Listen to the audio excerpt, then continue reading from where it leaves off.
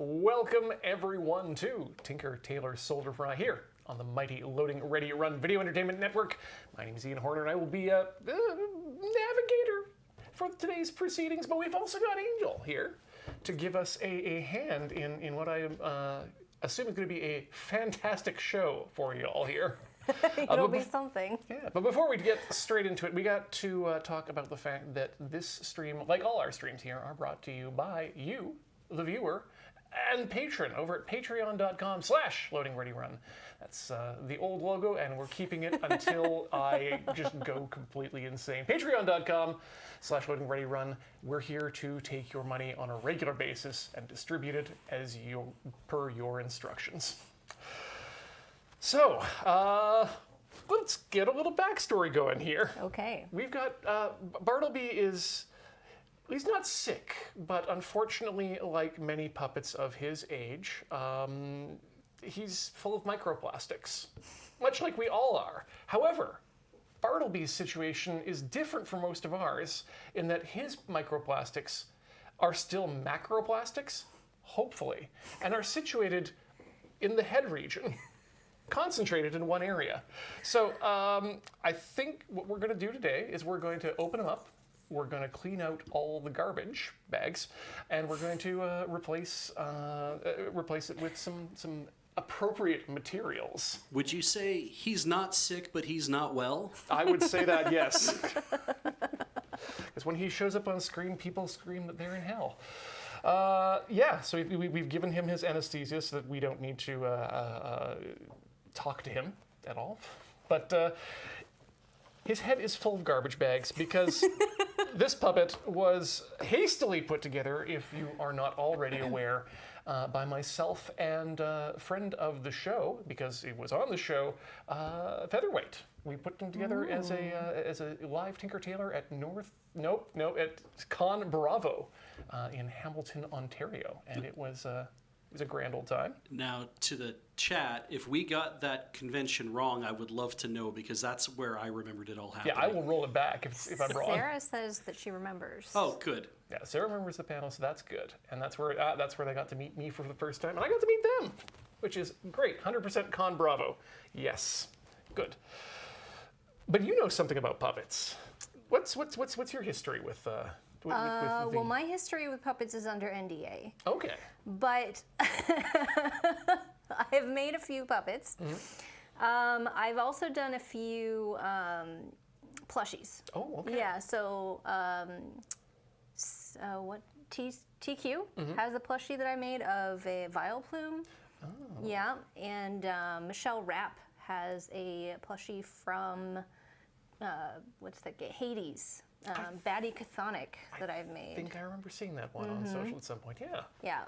So you've got the experience with putting together the felted fellows. I do. Yeah, I've unfortunately my sewing experience extends only to clothing of the male variety and leather goods. And leather goods, yeah. So usually it's not felt. Mm-hmm. This is going to be fleece. Okay. Because felt doesn't have as much stretch as you need to go over the frame or handle the movements. Mm-hmm. Yeah. So thankfully, I think we are in Fleece Town here. We are in Fleece Town, yes. I'm trying to do some preliminary research here before we decide where to make the incisions. So it seems like his mouthpiece, it may be not connected to, like the top and bottom may not be connected to each other on the inside. That's a pretty good guess, honestly. Like the human jaw. Just like the human jaw. How appropriate. Also, I think, so this puppet was made, I think we've discovered it was made with a sewing machine. Mm-hmm. Yeah. This was done in the right sides together, turn it inside out method. It's not usually what I do. I will pin everything onto like a foam base and then hand sew it with a Henson stitch. Oh, wow. But so what I think we want to do here is we're gonna split one of these hems open on the back in an inconspicuous spot to start to debagify. I was pretty obsequious about it when I was doing the intro, but to be very clear, his head is full of crushed up plastic shopping bags from back when you still were able to get those. Which makes him very noisy on camera, Yes. potentially. I'm also wondering if that might be my mic as well, so I'm just going to move that over here just in case. There's no way to turn him inside out again at this point, is there? No, you can. Oh, that would be even more horrifying. Yeah. So I'm going to start with a seam ripper. This is a very old seam ripper from Joann's, Rip Joann's. A thing you might not know about these seam rippers with the short, tiny handles is that you actually put the cap in, and it gives you a longer handle. Okay, so if you just stretch the fabric a little here, you should be able to see the stitches. I don't know if we want to actually see if I can pull that up on the super zoom here. Yeah. Let's see if that's. So you might need to turn it towards camera a bit. There we go. All right, so if you just pull the fabric apart a bit, you can see the string. I'm just going to slip the seam ripper under there. Now this is, I believe the whole thing was done with a zigzag stitch, which means it's not going to just pull apart once you do 1 or 2 stitches. You kind of have to rip every stitch individually. Which is good for strength if strength's your goal. If strength is your goal, yeah. But if you want something that's easy to take apart, that is less desirable. I think this was intended to be a permanent construction, but yeah. Then again, the whole character wasn't exactly meant to be a permanent installation in Loading Ready Run to begin with. Mm-hmm. You just kind of acquired that due to good characterization. We're very good at committing to endless lore. Yes.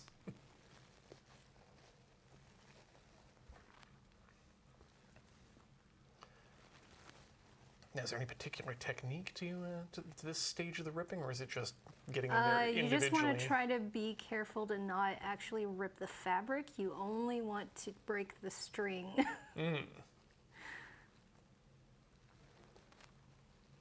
Each individual stitch. Yeah, and we only want to make the opening as big as we need it to pull the things out. Oh, I see a plastic bag. I don't know if you can see it yet on camera.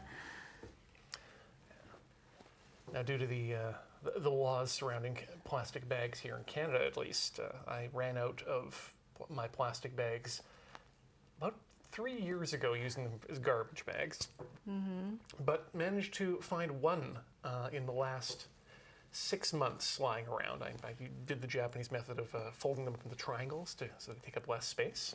Oh. But it was starting to biodegrade. And that's kind of what was the impetus for this particular episode, was that Right.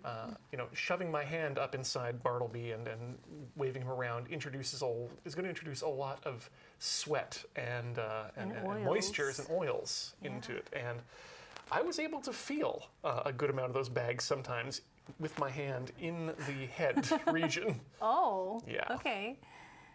So I figured it was time to, before I start extracting little shreds of plastic on my hand every time I use him, it's time to restuff. Yeah, sometimes I like to use tweezers to try to get all these little stitches out, but I didn't bring any today. Oh, no. Do we have a garbage can to put these garbage bags in? We do. Oh, lovely. I have already positioned it and have reaped here. the stitches.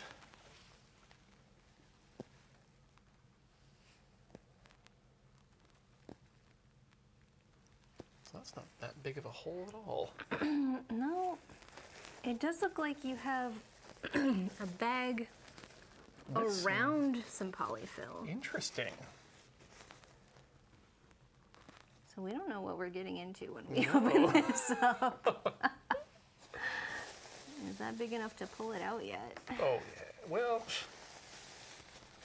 Could you slice into it maybe? Oh. Yeah. let's just get I'd that. rather not.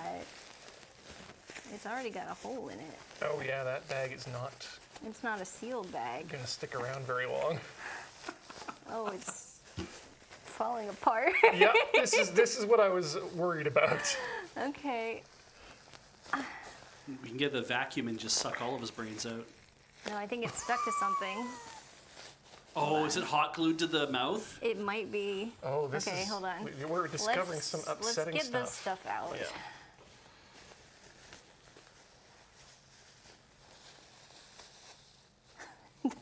There's so much. So oily. Okay. There's a little bit more. Hold on.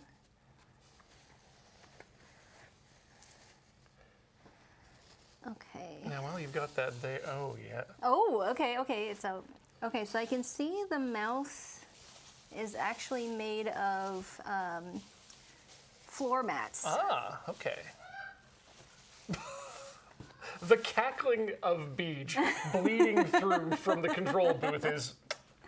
So this was a big thing that they used to use in cosplay before you could just buy EVA foam. Right. You just go to like Home Depot and get a floor mat and cut it up. So it looks like the floor mat has been stitched to the black.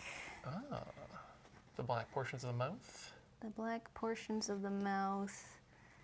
Yeah, so there was a sewing machine involved Yep, in there was. that, and you can see it didn't handle it quite well. There's a big gap there. Whomp.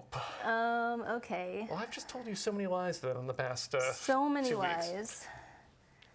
Okay, so you can see this was all done with a zigzag stitch. Okay. Ian, why didn't you have a serger for this? Jesus. I honestly, I don't even know how Featherweight got the sewing machine there. Okay, I think my first recommendation for a fix for this is going to be some duct tape to attach the top and bottom of the mouth so it's less like this. Do we have any duct tape? We do, in fact. In have. fact, we have like all manner of colors, but also we have aluminum flashing tape, and we have lots of gaffer tape, which Okay. holds very well, but also comes off. Yes, we don't. I don't think glue is going to be the glue of the gaffer tape is going to be worse than the duct tape. Do you want to just bring the bin of tape, Ian? We have a massive bin of tape here in the That's a broadcast good booth. Yeah. Lower right-hand corner, yeah. Yeah, I mean, sewing machines are pretty powerful. When I bought the one that I have, the saleswoman told me that it could sew through elephants. And I'm like, I don't think I believe you. What was it? A husky? Was it a faff? It's a Husqvarna. Yeah, it was a husky. Okay. So you went down to the local shop, bought yourself a couple elephants. I'm going to make one elephant.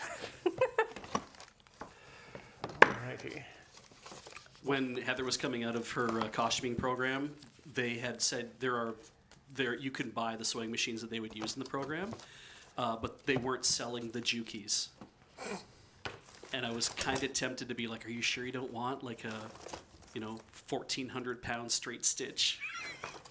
And she's like, "Do you want to move that every time we move house?" I'm like, "Not really." How powerful do we need to be? Okay. Okay.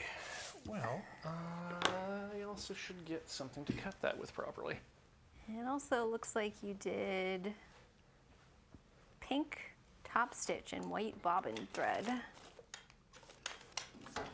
There's some of the bobbin thread. Why would we do such a thing? I mean, most people do. Not me, though. I had to go buy more bobbins for my machine, and the woman is like, "What are you sewing?" Like, I just used the colored thread for the bobbins, so I need more bobbins. Smart. So what do you think here? Full-on electrical tape, or rather aluminum tape, or proper duct tape? I mean, I've used duct tape for this before. What is the aluminum tape like? Ooh, that's good and sticky. Okay. So the properties that we're looking for is we're sticking it to foam, but the foam has the floor texture on it, so it needs to be able to go over the texture without like raising up after the fact. Then that's going to be definitely this stuff, I think. Are we thinking lateral or vertical strips? Lateral. Okay. Yeah, let's give this a try. Okay. I'm going to open this up a little more so we can get the mouth all the way Okay. out. Need a cutting implement, Ian, or do you have I something? have some here. Okay. And not the ones that would be Yeah, used no. by angels. So don't touch the sewing scissors. Yep. These ones are sewing scissors. These ones are less. You can use those if you want. Use them for paper. I didn't bring my really nice scissors. I think Angel's mic might be rubbing, actually, yeah. Oh, where have we got you something mic'd up there? Just mute that. Oh, it's probably the apron. I like this clip to the corners usually. There we go. How's that? That looks good. And sounds good. Okay.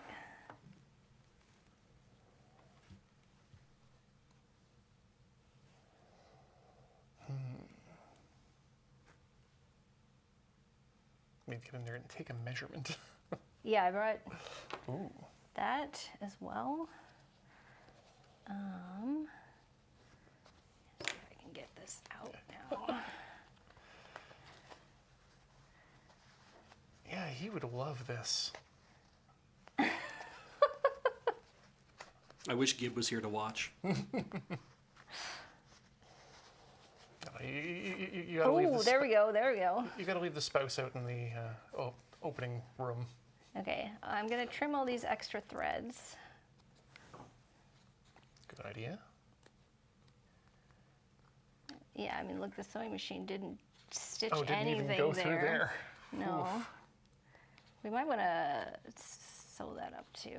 Add a couple stitches just for extra strength. You guys, you were doing this on kind of a like we gotta get this done situation. We right? had an hour. Yeah. That's We why have- he doesn't have eyes. Yeah, that's the main reason. Yeah. And then we discovered he didn't need them. Mm-hmm. No, actually, before the show, we were experimenting with some eye options, so, Yeah. in case he needs an upgrade.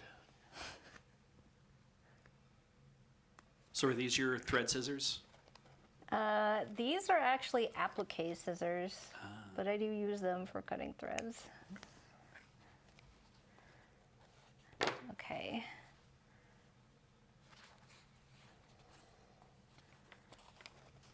All right, let me do some stitching on here before we put the tape on. Sounds good.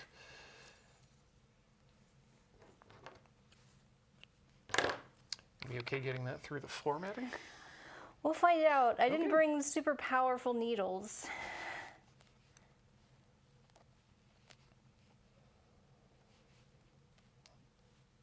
But I've sewn through foam before. Oh, Cosplay experience. yeah, very popular in the SCA as well, for similar reasons. If here's a flexible thing that works like leather, but doesn't have the expense of messing up leather. Yeah, it is easier to sew through than leather. Like usually leather, you like do a punch first. You don't just put this needle right through it, right? I learned that very quickly. Yeah. And then I learned you can get punches with more than one hole on them, and that made things even easier Yes. and straighter. If I can get the needle threaded. Hard to see.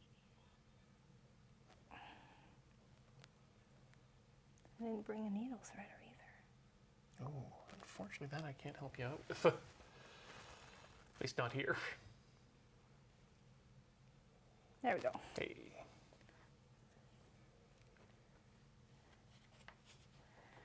Okay, so that was here. Yeah, you can see Oh, yeah, it's right not in attached to the black at all right Yeah. there. So I'm just going to try to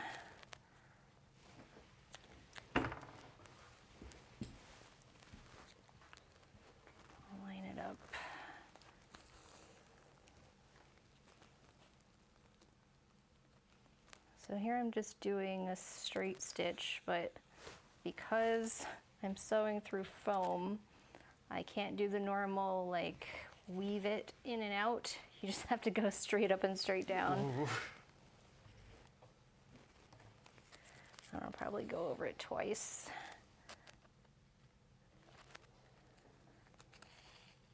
So kind of like a poor man's saddle stitch. No? I don't think so. Okay.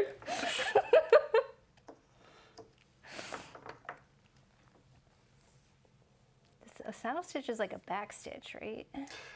You know what? I don't know what a back stitch is, so. Okay. So, Ian, a saddle stitch is what you did on your leather bag, right? Correct, yeah. It's where you're doing Two twin needles. stitching. Yeah, Yeah, two and you needles, kind and of you're kind of Go through the same hole both ways. Yeah. Okay, okay. Yeah, And then yeah. back and forth. And But- the idea behind that is that if one part of the thread breaks, the rest is still going to be secured by at least one side of the thread. Right. Whereas a back stitch, I imagine in this case is you go forward a fair amount and then you come backwards halfway between, and you just kind of continue that looping around, like go forward a centimeter, come back half a centimeter, go forward a centimeter, come back half a centimeter, that kind of thing, I think.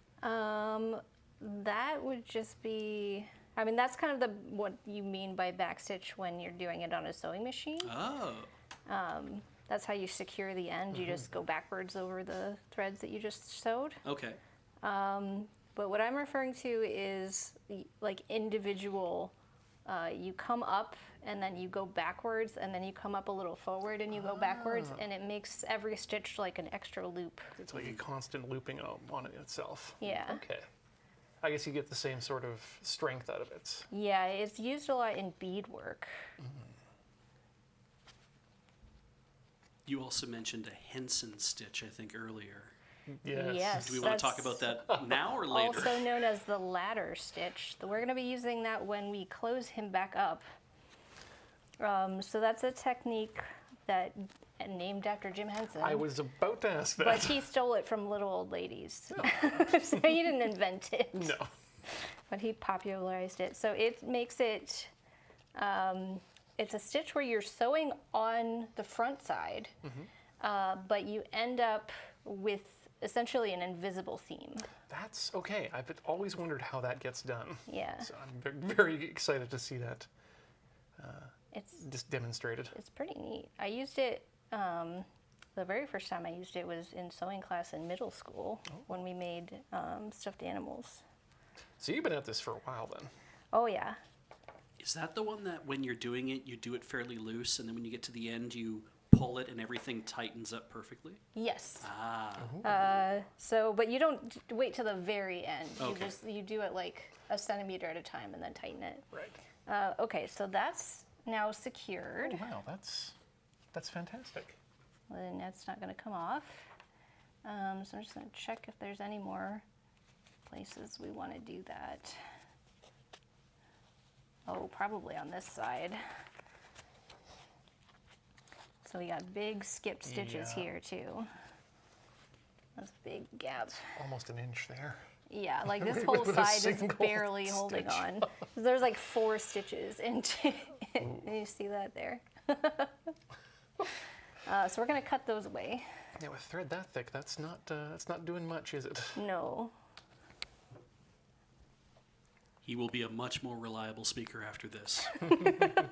Yes, you can trust everything he says. We'll be able to do all sorts of Kermit faces. I'm just imagining now just Kermit with no eyes. Like, that's terrifying. I think I've seen that. The same voice. Oh, yeah. I'm thinking now we need to get him like a frog collar, but in a different shade of pink. A frill, I think, is what you're... A frill, yeah. I think that's called a foreskin.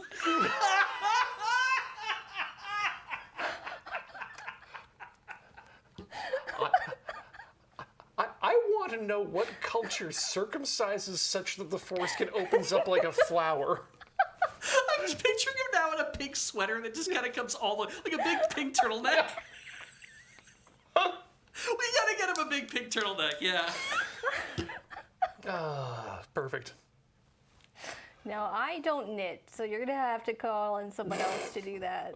It's fine. That's just knitting in the round. Like we just got to find somebody with one of those knit looms that you can kind of just the machines that you can just spin a handle on. Yeah. Just a big sock. Essentially. Yeah. A big pink sock. Sock with arms. Just anybody in chat hearing me say pink sock right now is having a fucking aneurysm. Don't say that, Peach. Don't say pink sock. No, there are contingents of people out there who do refer to Bartleby as the penis puppet. So Yeah. it's not off-brand.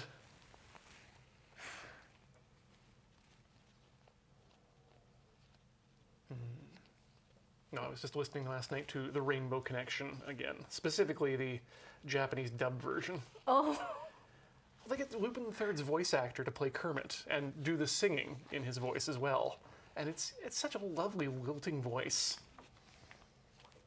But it sounds exactly like Lupin III.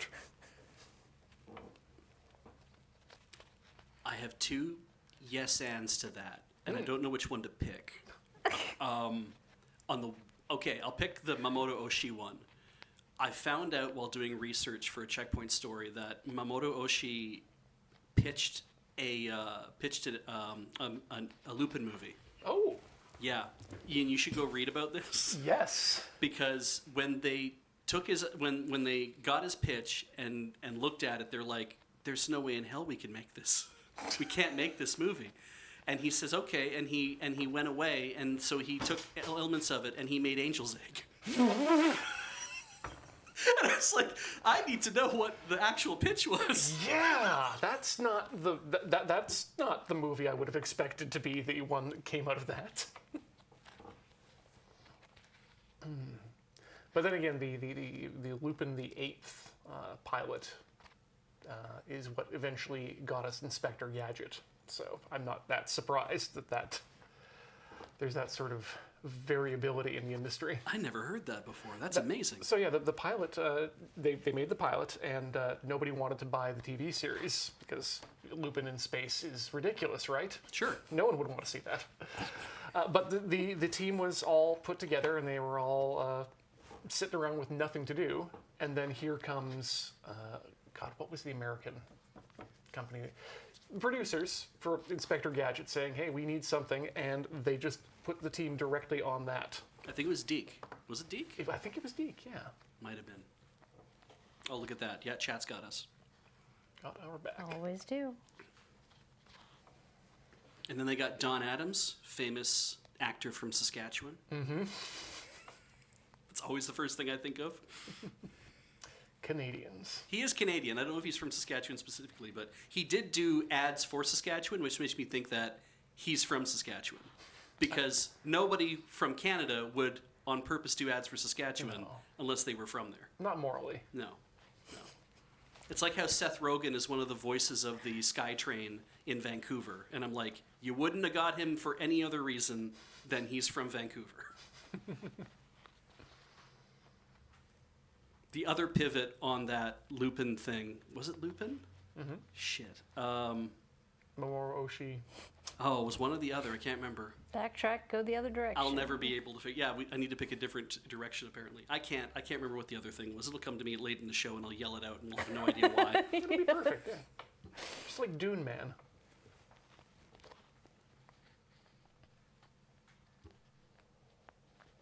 Well, this is going much quicker than I would have expected. That must be soft foam. Yeah. I mean, it's EVA foam. It's chosen by cosplayers for a reason because it is easy to sew through.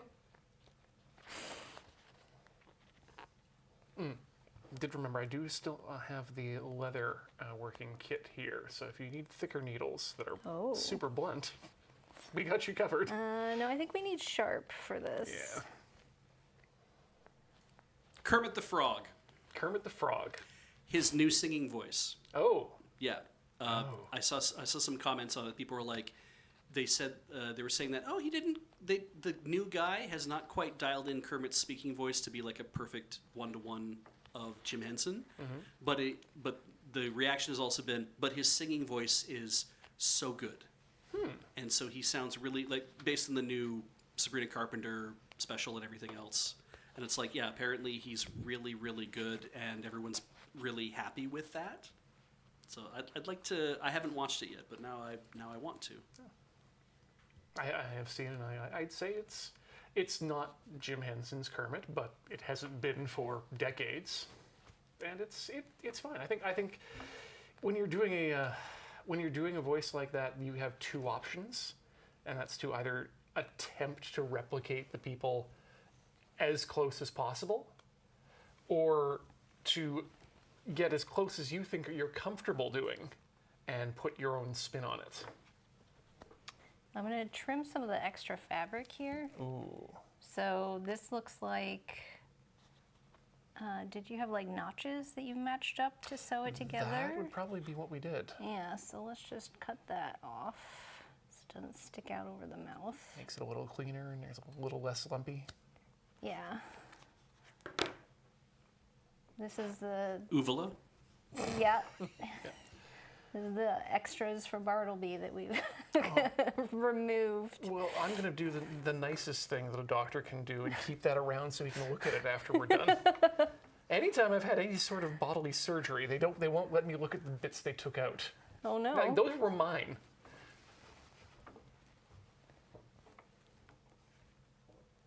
This one is...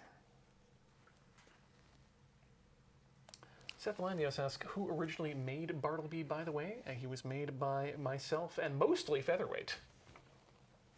In fact, I was in pretty much the same position I was for Right the construction now? as we are right now. Okay. Were you providing notes? Like, I'd like to think color commentary is the... So the way that this mouth opens and closes is like this. So you don't want to put close it together and put the tape like this, because then it won't bend That's very going much. to roll Yeah. all the time. I guess So you we kinda want to wanna- fold it where it's going to be like it's open, and then tape it like that. So it's going to go like that.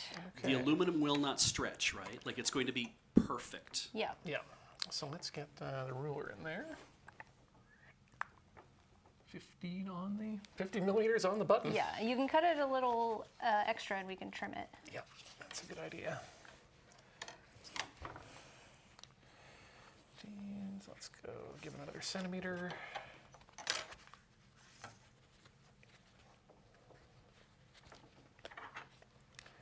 This blade is going to be dull as hell. Not bad. All right, and I'll let you. Do you want to apply that, or should I? You want to hold it, and I'll do it? That sounds good. Okay. Yes, because you know what you're about to do here. Okay. So we want to get a little bit on that side. Let's bring this up at the camera here. And then fold it over.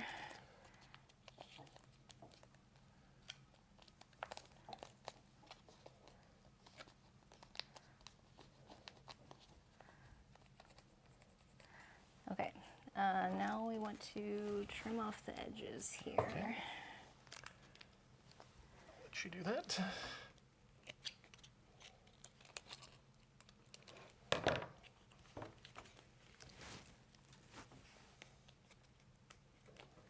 Nice and clean.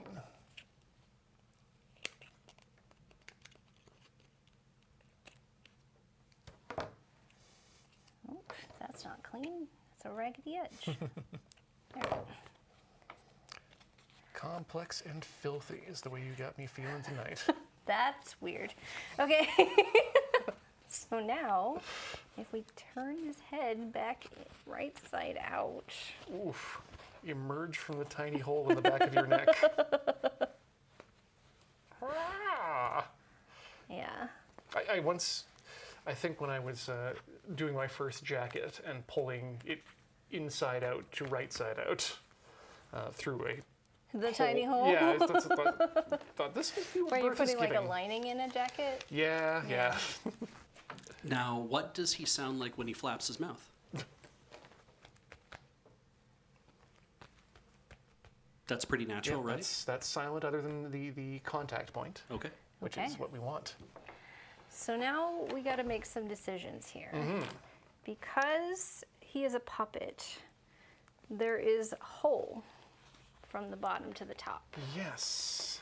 And so if we just stuff him back with that stuff, your hand is going to have to go through all of that. A bunch of polyfill. Yeah.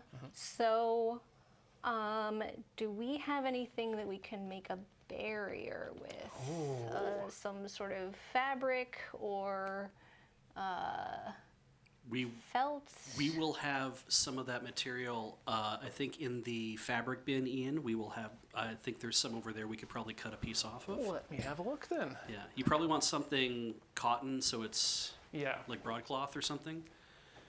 I'm trying to think if we have felt or Well, like fat quarters or something laying around.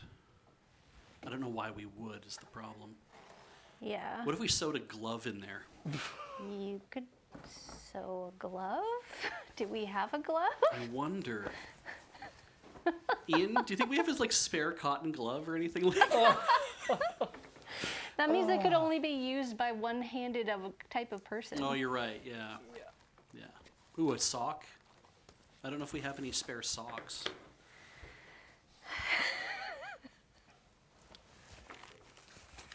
See, this is why I make them with foam, because then they just hold their shape and you don't have to stuff them with anything. That's a great idea. Would you prefer to we should just go get some mono spray foam and just fill them up? Like, Not that kind of foam. okay. it's black out. Oh, we got a little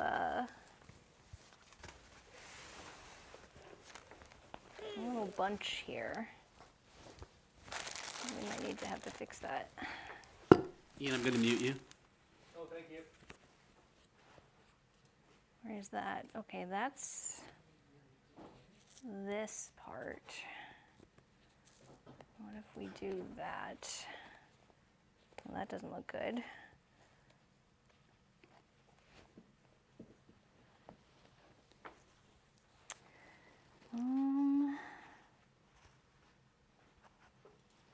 What's the best thing to do there?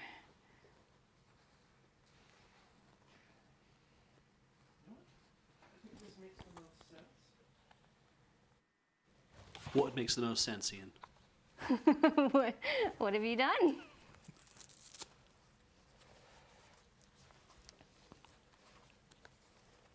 What will fit?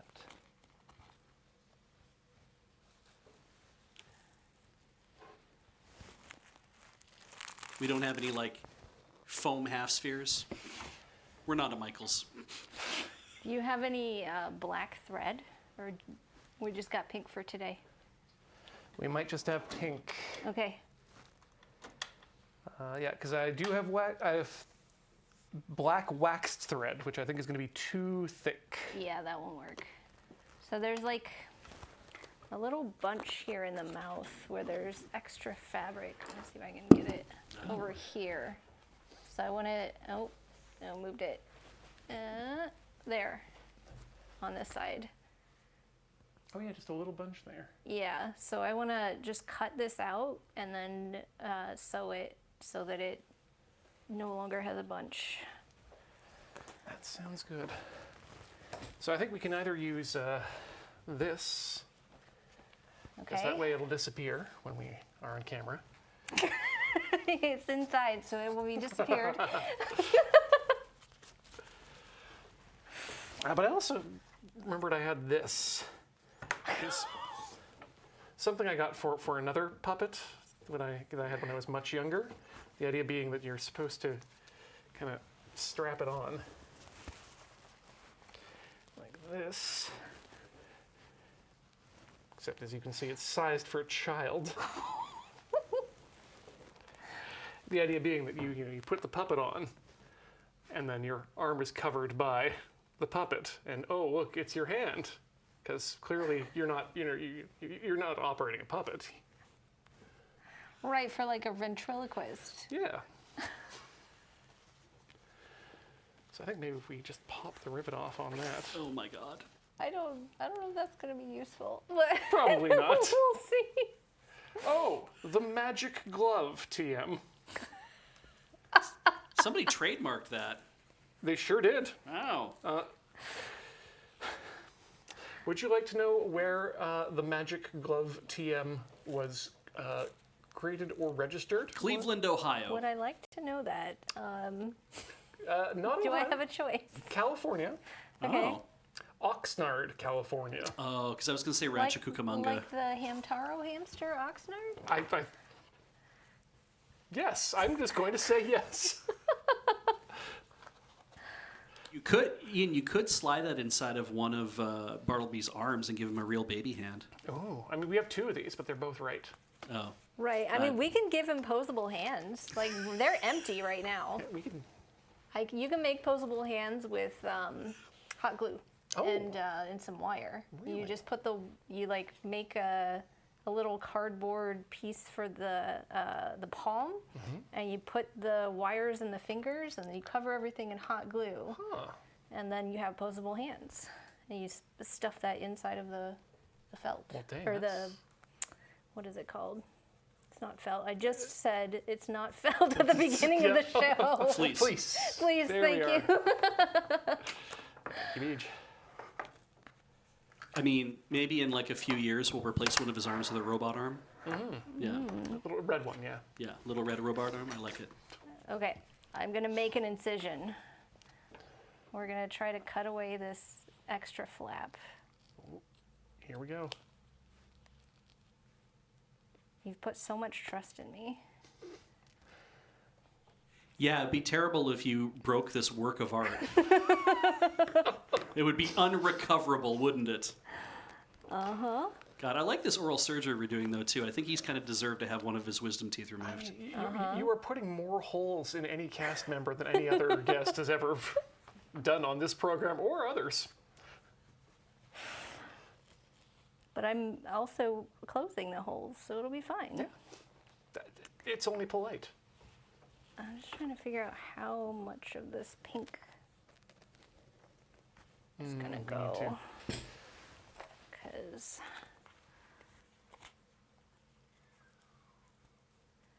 it's got like a little.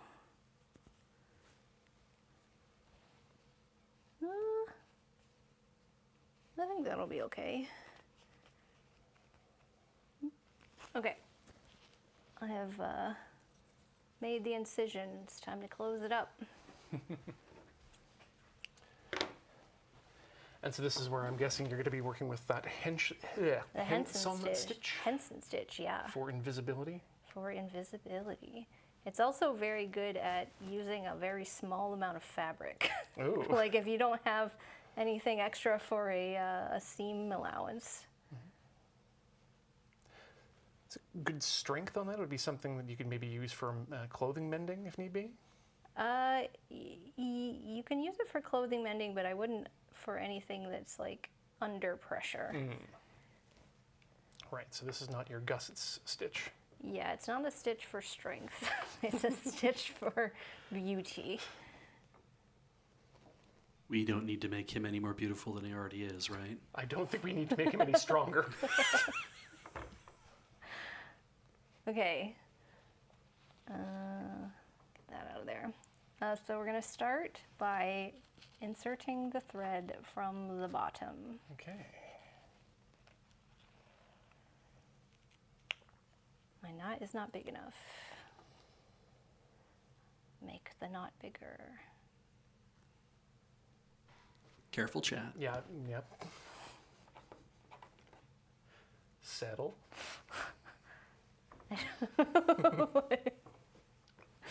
All right, let's try that again.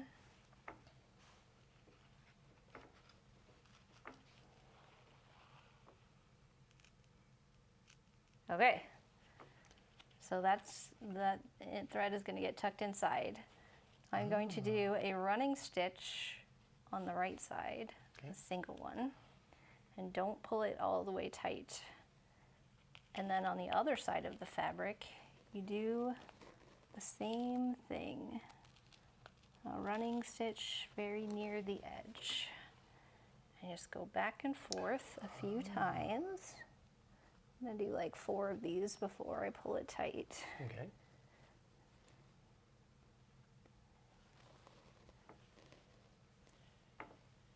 And then you pull it and it closes the gap. That's amazing.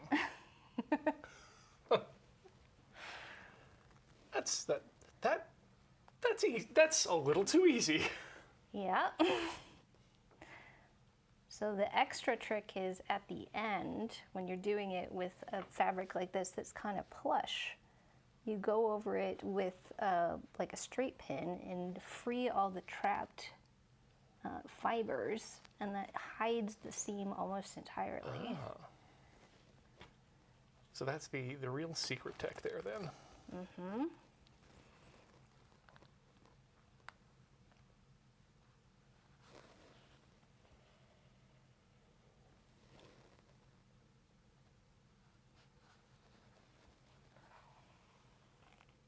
Okay, so now I'm at this part. What I want to do is hide all of this black fabric. Yeah, because that is a bit of a...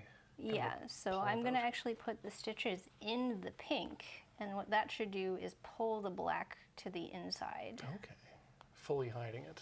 Yeah, that's the goal.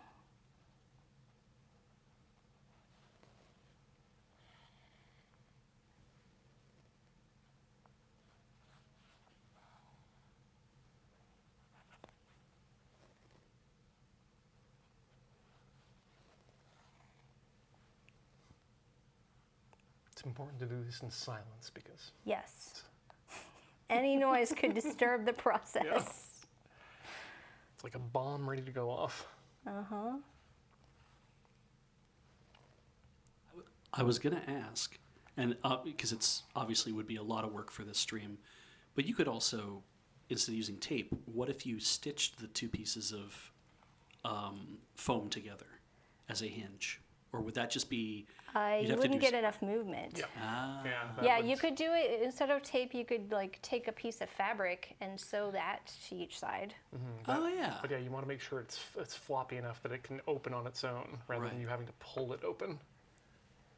Right, because tape is one thing, because obviously you're attaching via adhesive, but if you mechanically attach the 2 things together, then I can see like using a piece of fabric, a fairly like a piece of twill or something, or something very sturdy. I see that being a good way to keep them together too. But yeah, also a lot more work. But Okay, just making my knot. All right, so that's now the mouth looks Wow. like that. That's a lot cleaner. And you can try to do, Ooh. hide this Well, let stitch me a get little right bit. in there then on that. Okay. Ready to try cleaning those up.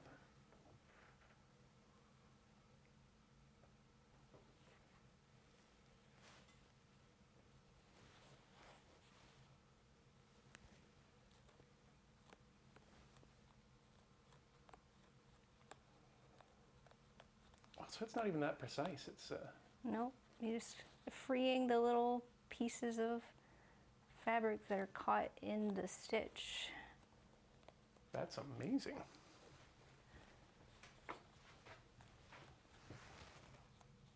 It's even more noticeable when you're doing it on like faux fur.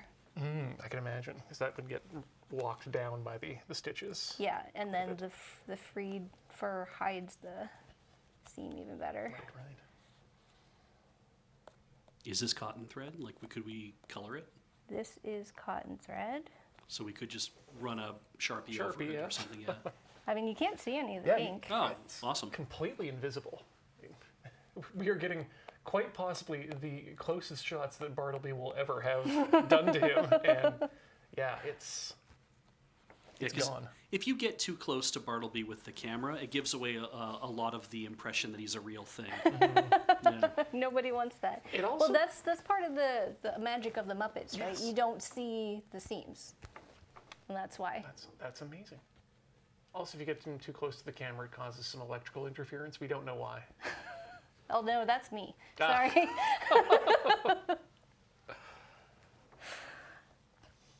All right, so we were talking about a pouch. Yeah, so I think we need a barrier between where the foam is going to be and where you are putting your hands. Great. So let's get this mouth back out. This seems like a good piece of fab for that. But what also seems like a good time for us, because we may hit a natural break point, Okay. is we're going to take that break. Everyone get up, stretch your fluids, swap your legs, and we'll be back with more Tinker Tailor Solder Fry and the conclusion of our surgery here. Don't go all the way away.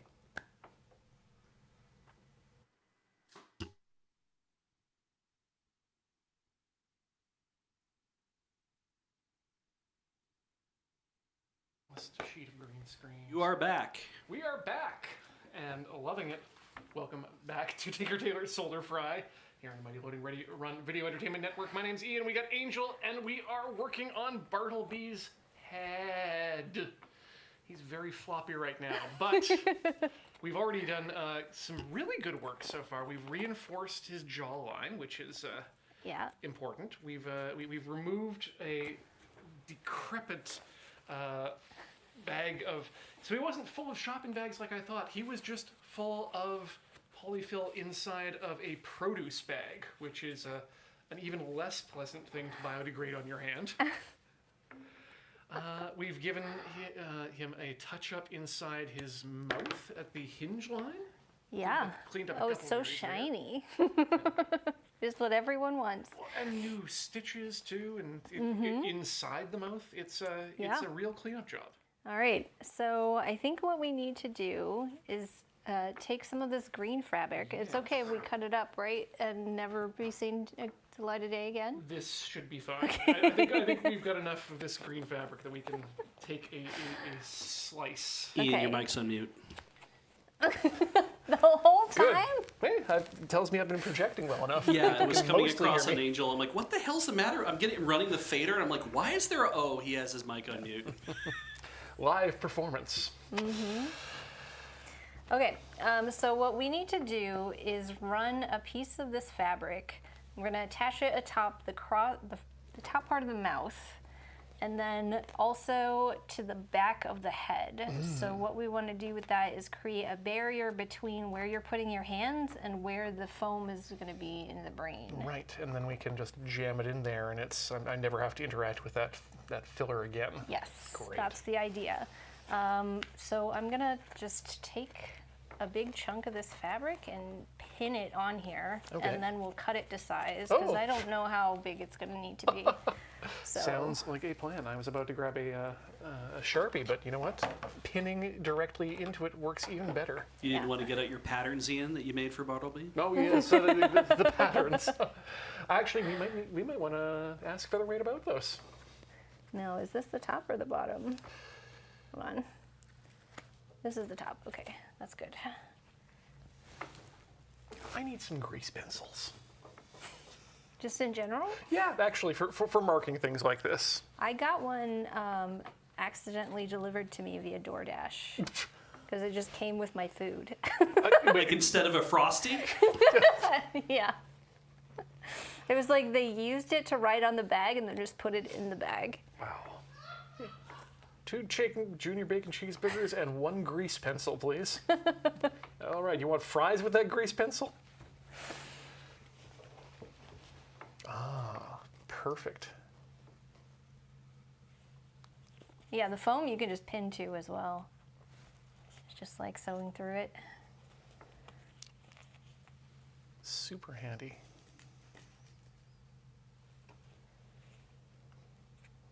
And again, I'm just amazed at how quickly things can be hand stitched together. I've always thought it would be a much more how you'd say slow and arduous process. that's a very good word for it. Yeah, I mean, maybe it is if you're not used to it.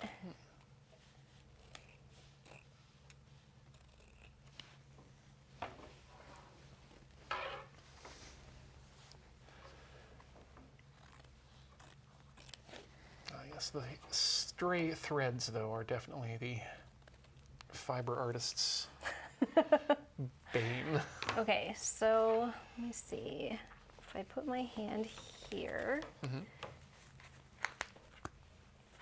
it's gonna need to go How far down?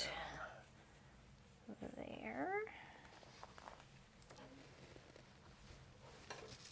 God, the way the green is just coming off him. He's starting to look like a Dark Souls boss.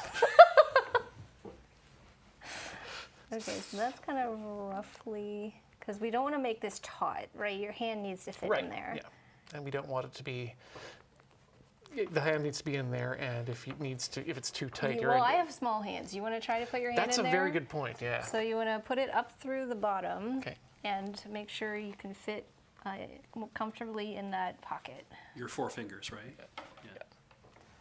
Oh yeah, that will do. Is that a knit fabric or is that woven? This is a woven fabric. Okay, so it's not going to stretch that much. No stretchies. Okay. Yeah, which is good and bad. Good because it means that when you're moving the mouth, it's going to be reliable. Yeah. But bad that if it was too tight, I'd end up deforming the mouth when I put my hand in, which you don't want.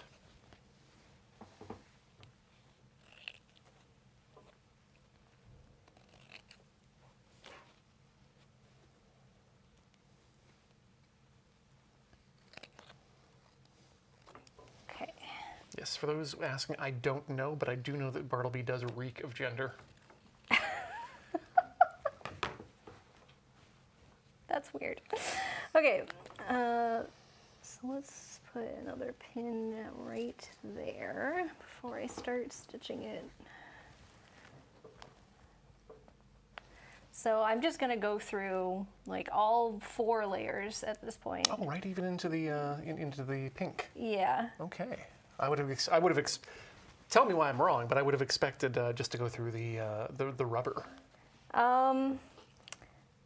So sewing directly to EVA foam is possible, but it tends to, like if you pull the thread too tight, it could just break through the foam. Ah. And fabric is less likely to do that. That's It gives it a little more strength, and this is a seam that's going to need strength because you're going to be pulling against it. it's the number one, Yeah. the number one moving part. This is probably like, this kind of pouch is something you would have probably sewn to the fabric before the foam got put in place, I'm guessing. Yes. Yeah. Most of the time you're doing this in a different order. Okay. I don't know whereabouts my needle ended up. There it is. Good. Whew. That's another one of those things you don't want to. Whenever you're sewing, you absolutely want to know where all your needles ended up. Oh yeah, I have a habit of using the arm of my couch as my pin cushion, God. That should be which fine. is not great for my guests. Yeah, yes. I saw somebody on Tumblr the other day say, hey, so I grabbed my grandmother's old pin cushion so I could, like, because I knew she had, you could feel a couple needles in there. I have extracted 63. Yep. Oh yeah, the ones that go in, because it's meant for pins, it's not meant for needles. Yep. Yeah, so they just go, there's no heads, so they just go past the end, yeah. Yeah. I know that I have it, or at least I had a jacket for a while that had about 3 sewing machine needles still inside it by the time I was done. Sewing machine needles? Yeah, I was working with some very heavyweight wool, and when you get enough layers layered up, it can cause breakage. Yeah, I've broken a needle or 2. Yeah, so I was a 2 or 3 in that one particular jacket. That said, it is based off of the jackets used by the Enterprise crew in the Star Trek Insurrection series of movies. So it looked cool as hell. Oh. But it was also a very good introduction as to why when you're doing sewing machine sewing, it's a good idea to have iPro on. Oh yeah. When you hear the little tink off your lenses. Heather had that happen to her one time, and she could feel it hit her eye.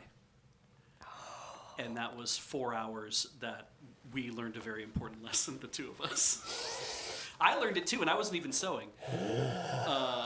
But it was like, yeah, from now on, we're going to buy you the nicest eye pro that we can get, the stuff that doesn't fog up or do anything. Nothing bad happened.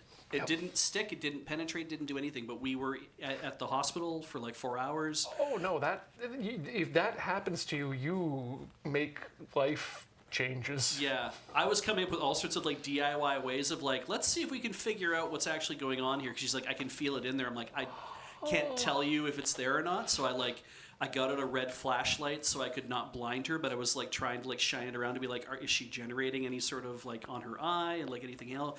Can we rinse out her eye? Like it was awful.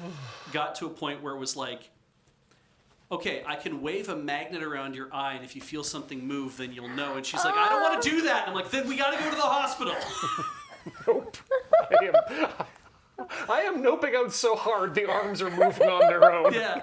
So we went to the hospital, and we had to sit for about like 45 minutes. It was like 1 o'clock in the morning. So we got to the hospital, and the doctor on call said, okay, let's take you to the eye clinic, and they put in the fluorescing whatevers and the drops, and then after about like 60 seconds, he had a look in her eye with the magic scope and everything. He's like, there's no damage to your eye. There's no sort of scratching or anything. You're just probably feeling a residual whatever. There are no foreign objects. There's no foreign objects in your eye. Everything's okay. And so we went home and everything was fine after that. So yeah. So it was all good. And after that, I went and got her like 3 or 4 different pairs of goggles, and like from Princess Auto, I'm like, try all of these until you find the ones you like. Yep. And then when she went to her costume construction program in Olds, every student before they began, when they were buying your textbooks and stuff, every student also had to buy safety goggles from the bookstore.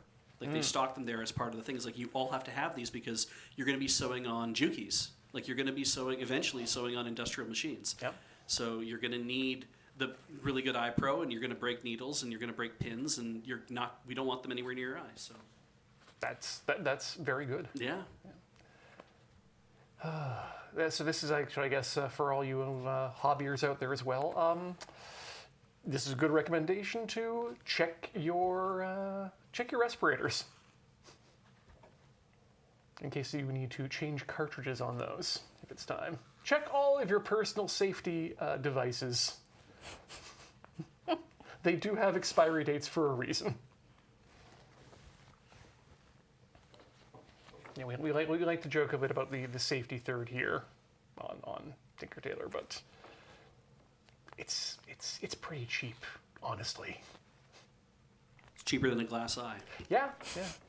It's the proper safety equipment is in fact some of the cheapest insurance you can buy.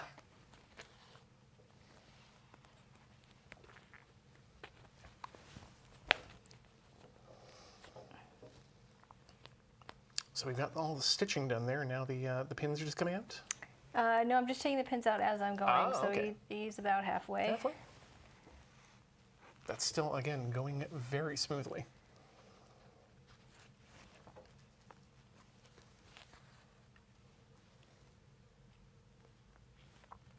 You could also hot glue this if you're in a hurry. That is a cosplayer's motto. Yeah, yeah. That's not for me.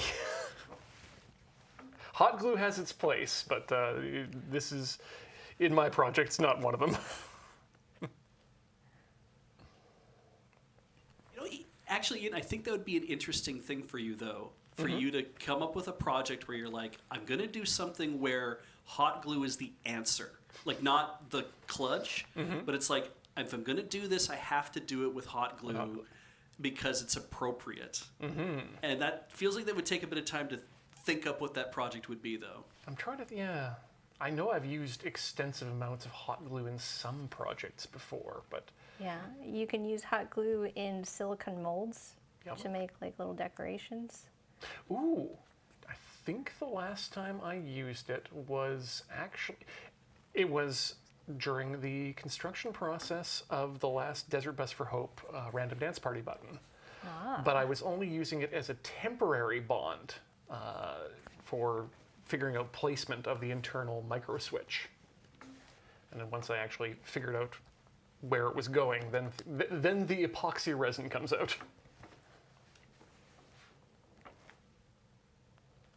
Because hot glue is one of those things that you can actually reverse if you plan for it.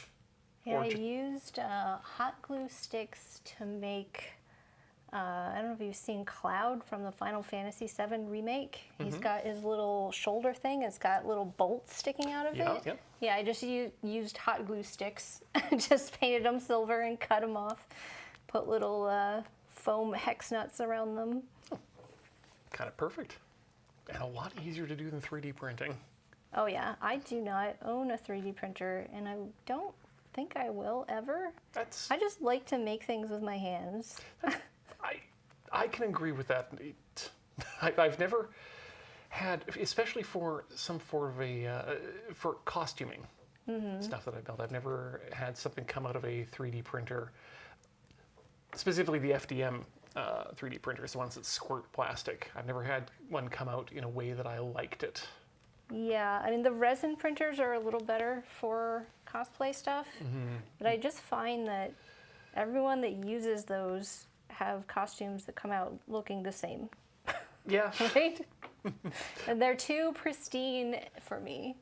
I like costumes that look like they've seen wear and have a little bit of grime and realism to them. Grit, yeah. Like they've lived in the world. Yeah. And the other problem with those resin printers is the cleanup and Yeah. the toxic everything. It's everything to do with them is toxic, including the fan base. Okay, Ian said that. I didn't say that. I watched a video last night where a guy was hacking a chocolate temperer because he wanted to add like really fine-grained control to it. Anyway, he needed to put all of his like screens and buttons and stuff into some sort of like display piece. And so he cut out he was like, he mocked it all up on the computer and he's like, now I could send this to a 3D printer so I could like additive manufacturing, but also I have a mill, I have a CNC mill just over there, and I can just send it the file and it will hog it out of wood for me. And that's actually faster because it'll just take a chunk of wood and then hollow it out where I need it hollowed. It'll be done in a few minutes versus trying to build the thing from PLA or whatever, ABS, in 24 hours. He's like, I can just do it now with the mill. And I was like, oh yeah, that's true. That's kind of how we've traditionally done a lot of stuff is subtractive manufacturing. And it works for a lot of stuff. Oh yeah, there are correct tools for the job, and there's always ways of using an incorrect tool to get the job done anyway. Yeah. It's the maker way. But I do find the rise of home mills and home CNCing to be a rather interesting thing in the hobby space. Okay, so that's on there for the mouth top. Oh, yes, please. You can just keep going. Okay. I just want to make sure it's over your hands when you're doing it. I'm just going to trim a little bit of this excess so it doesn't interfere with your puppeteering. Yeah. I'm also going to remind, do those cameras have an HDMI out on them? Oh, good question.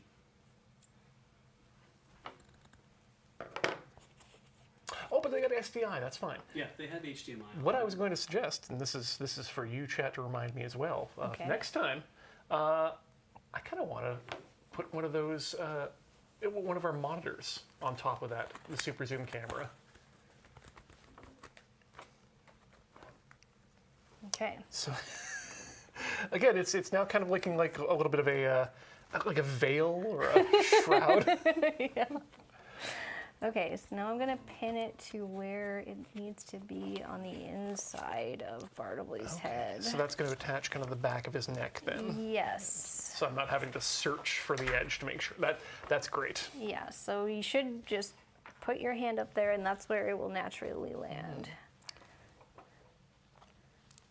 think you're maybe stitching the back end of that to the seam there. Yeah. That makes a lot of sense. So I'm just gonna pin it down there first.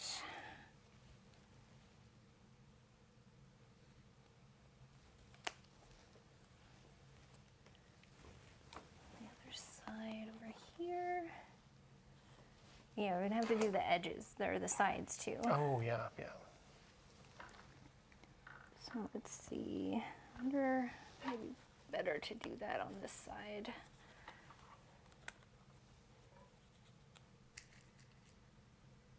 Give me a small pin. Not that I'm trying to make it difficult, but if you can slide more to the center of the mat, that'll make it a lot easier to get overhead shots and stuff. Okay. Yeah, the overhead's the one we can't move.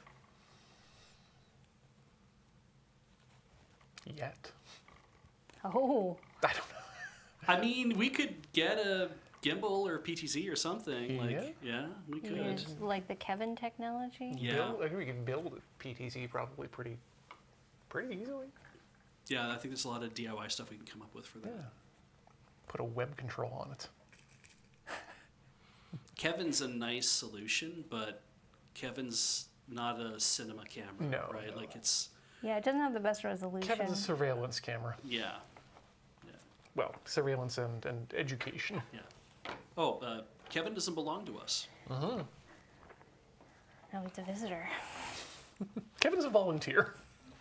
Okay, so I think that will work. I'm just gonna go ahead and pin it all the way around so that I know it's going to work before I make any other stitches. That's probably a good plan, because otherwise, again, I trust you know what you're doing, because otherwise if you get it stitched in there wrong, you start again hiking up other areas of his skin as I push my hand up into the little shroud, and we don't want that. We want Bartleby's skin to be moving of its own accord.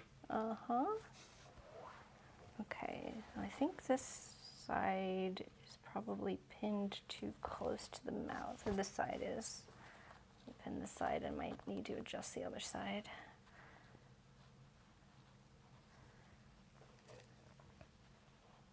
This is all amazingly intricate work for a retrofit, too.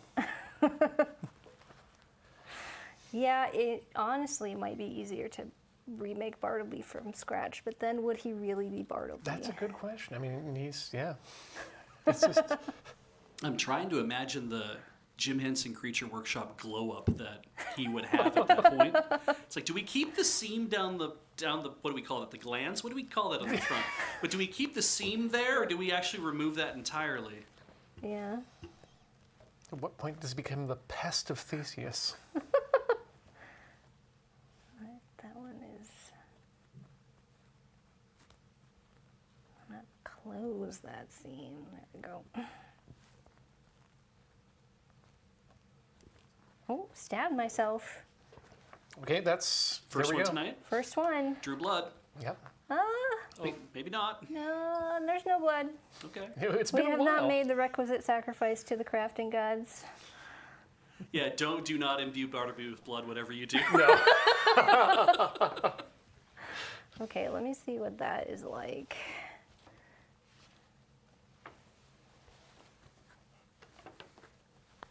Now I'm imagining Bartleby having like his city-going cousin that looks amazing, with no visible seams and stuff. He's like, oh, he's an asshole. Okay. I don't like him at all. Yeah, we're gonna turn you inside out to do this. You wouldn't think someone could be too smooth, but then I surprised even myself.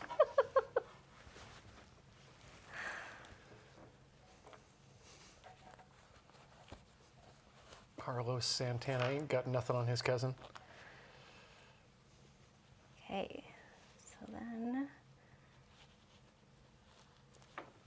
yep, that's the next seam there. So we're just gonna hook into that. I'm amazed you've been able to keep track of which side is out and in at this point, too. I feel like he's been twisted 3 times around. Yeah. Well, at this point, he's mostly inside out.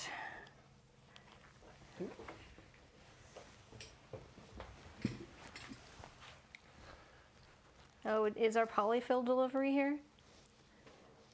Oh, is it? Nearby. Yep. All right, I'll Arriving now. go take care of that. Okay. So I'm going to start stitching this down. I'm going to mute Ian. Makes sense. Brain delivery. Yep. Fresh brains. I actually brought some from home and then didn't remember to bring it to the moon base. So I will just have to take it back.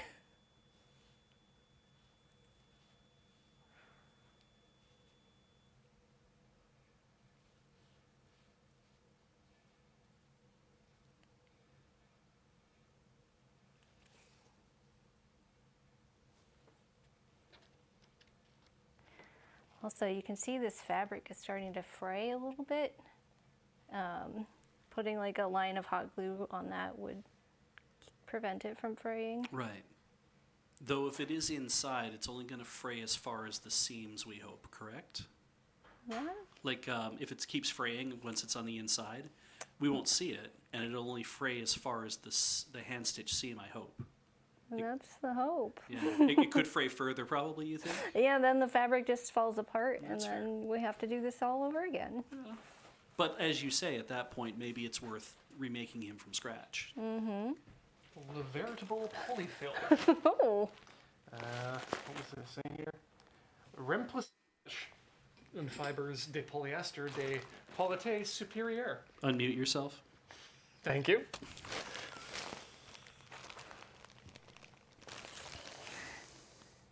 Oh, there's an English side. I'm having real difficulties threading my needles today. There we go. Certification is made by the manufacturer that the materials in this article are described in accordance with law. What law? They do not mention that. No, wait, they do. Oh, good. No, wait, that's the federal RN number. Oh, okay. Regulatory number CT4737. All new material consisting of polyester fiber, ellipses, 100%.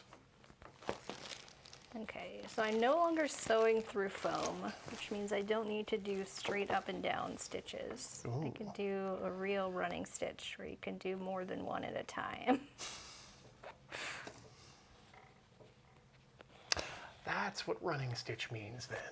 Yes.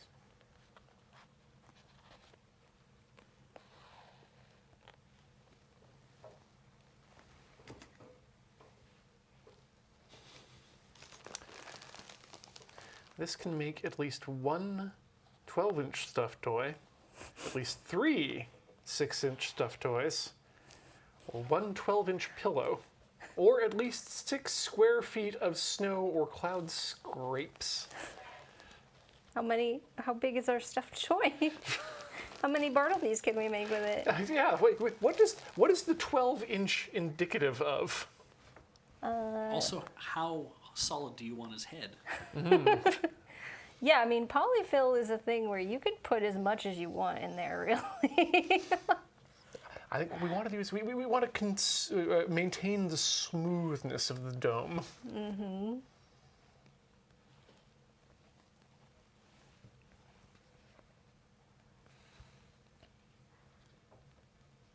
But it is at the heart of our project, and certainly not the brain.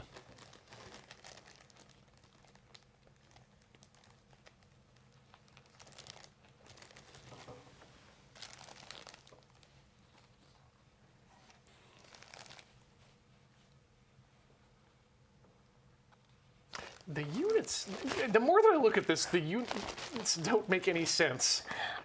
Is it sold by weight? It is, yeah. 12 ounces. 12 ounces. Okay. 340 grams. And then it gives you the information of, in a single dimension, in inches, as to what you can make with it. Amazing. So, if you made a very tall and skinny teddy bear, then you're out of luck. You have to make a standard size teddy bear to know how much polyfill it is. Or you can make at least 3 teddy bears that are 6 inches long to get 18 inches of bear. One must imagine a spherical teddy bear. Consider perfectly frictionless, smooth, spherical teddy bear. That's just a ball. Yeah. With ears and a face. Brown. Yeah. Winnie the Pooh. Bother. So I've been listening to a podcast talking about a series out of the States where the main character, who's a bit of an asshole, is voiced by the Jim Cummings, the voice behind Winnie the Pooh and Owl as well. But it's very weird hearing Winnie the Pooh / Owl just become this stick his nose in everyone's business ice cream shop owning Christian man. Didn't he do Kaa the Snake in Jungle Book too? I think you're right. And if you're not right, it was absolutely someone else in the Jungle Book. He's also Darkwing Duck. What, chat? Wow. Good for him. And Mr. Whittaker of Wits End from the Focus on the Family series, Adventures in Odyssey. What podcast are you listening to? Worst of all possible worlds. Oh, I see. Media studies in the era of a dying empire. Dark. It's hilarious. I mean, yeah, you take work where you get it sometimes. I mean, sometimes you also take work because you're like, I agree with the philosophy behind this project. It was really funny to me watching Tara Strong do Twilight Sparkle on, do I need to say where? On My Little Pony Friendship is Magic, Gen 4. And then also have her do, like, one of the girls from, she's the princess whatever from Drawn Together, which is very, like, it's very 17 plus, 18 plus dialogue. And hearing the same voice do the same things was like, oh, that's weird. But what got me even more was I was listening to CBC Radio one day and just heard Sailor Moon come on and start talking like a femme fatale, and I was like, holy shit, what is Terry Hawks up to? She's doing radio shows, and it's like, it's just her voice. Yep. And I'm like, I can't handle hearing Serena just say the most sultry shit to somebody. I'm like, this is not okay.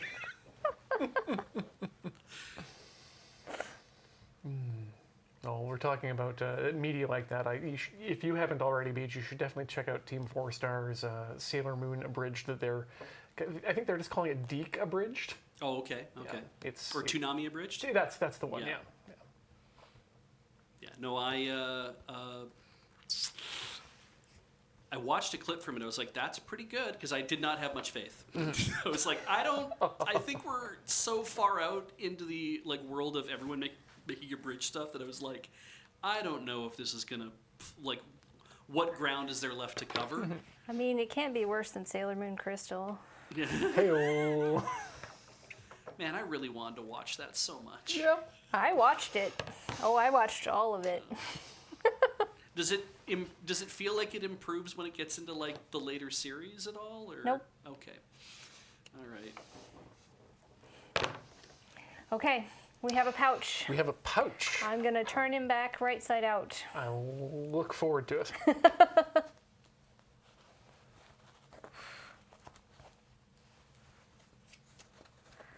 And I don't recommend doing so by pulling on the arm because they are very tenuously attached. Yes. So now he looks like he ate Kermit. Yes. And it's lining his insides. On the inside. Remember, we used this fabric so it would be invisible. Mm-hmm. That's kind of terrifying looking. Oh. Kind of in that halfway dimension where he's one of the yip aliens. Okay. Let's see if that is not correct. Nope. Uh-oh. Did we sew the bottom? Yeah, the bottom is sewed to the wrong side of the head. Oh, no. All right, we can fix it. Can we It's see that a okay. little more on the overhead to see how that kind of works? Yeah. So right now there's no way to get into the pouch because it's sewed on the wrong side. Effectively, we've just enclosed the mouth part. That's okay. This is why we have a seam ripper. Mm-hmm. That's a great attitude to have. Oh yeah. Did we mess up? Well, that's why we have a seam ripper. Yeah. That's the undo for fiber arts. Happy little accidents. Well, nobody's happy about it. Oh. But Shitty little accidents. But hand stitching is much easier to rip out than machine stitching. Yeah, count your blessings you're not doing this like at 3 a.m. before the con the next day. Yeah. Oh, I've done that. 5 a.m. In the hotel room in the morning of the convention. Someone brought a sewing machine in their suitcase, and you're like, oh, Yep. thank God. Okay. I have, of So course, we heard could of... do it there.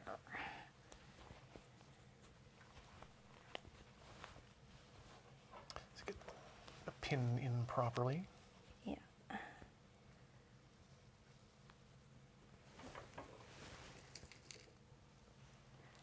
I remember I made myself a winter coat one year, and I was telling my coworkers about it, and I'm like, yeah, I sewed the sleeve on inside out, so I had to rip it out and redo it, and they're like, oh, this is going to be a disaster. And then I wore it, and they're like, that's the coat you made? I'm like, yeah. And they're like, you said you sewed the sleeve on inside out. I'm like, yeah, I fixed it.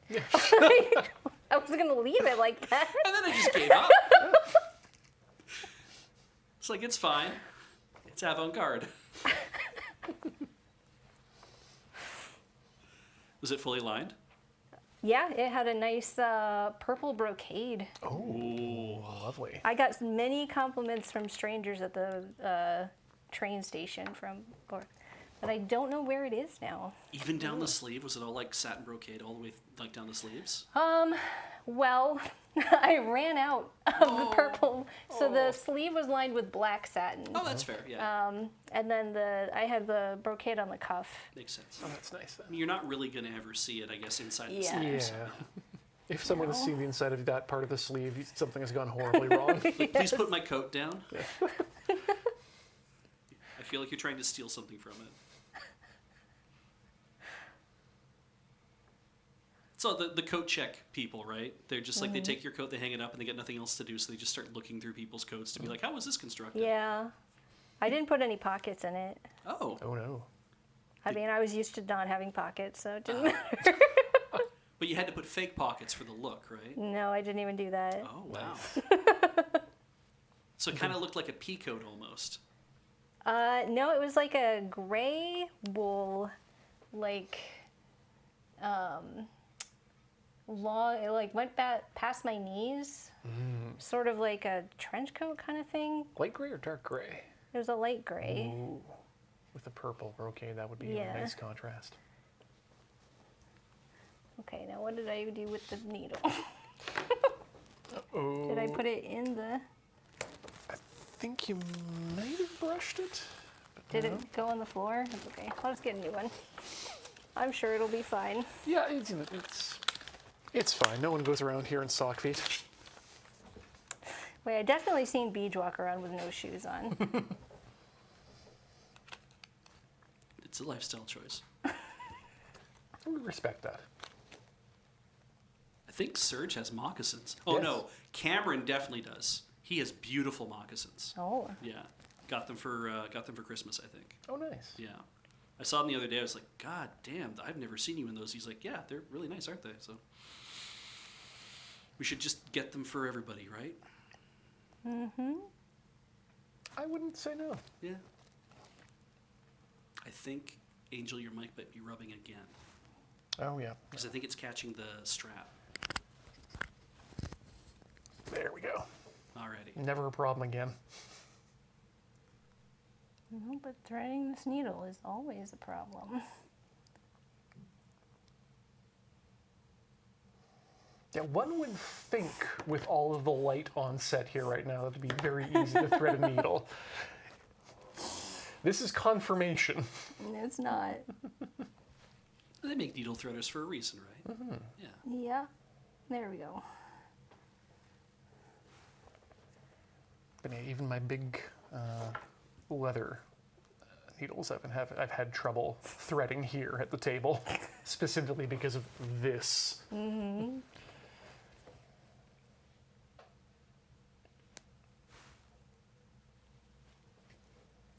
Okay, so we're gonna get the pouch in.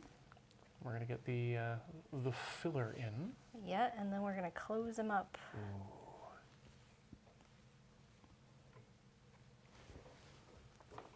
Now, do you think we should use the previously used polyfill, or should we go with the? Well, let's just put some new, fresh stuff in. Okay, I'm into that. Can always use this as launch exhaust material in a model diorama. No, it's only for snow and clouds. It specifically says on the label. Explosions are a kind of cloud. That sounds like something that would go into the code database. Explosions are a kind of cloud.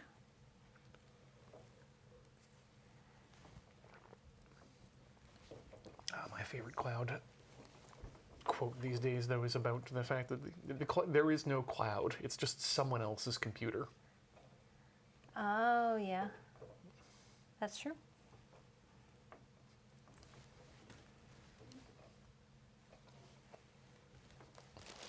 Stuff looks cleaner as well, too. The new stuff. I should hope so. If we bought a new bag of polyfill and it looked dirty, I'd be very upset. I wonder what the driver that brought us that was thinking we were going to do with it. Strange dinner.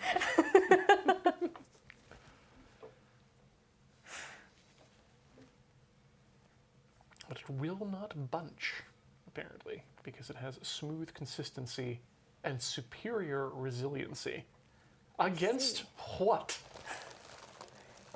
Usually children squeezing it. Okay, yes. I mean, it has to be against itself, surely. Like, if it won't bunch with itself, therefore it must be resilient against itself. Self-resilience. Mm-hmm. That's, in these trying times, it's important. All we can hope for. Yeah. Be sure to access the mental health supports that we have here at the company to help you through this time in your resilience.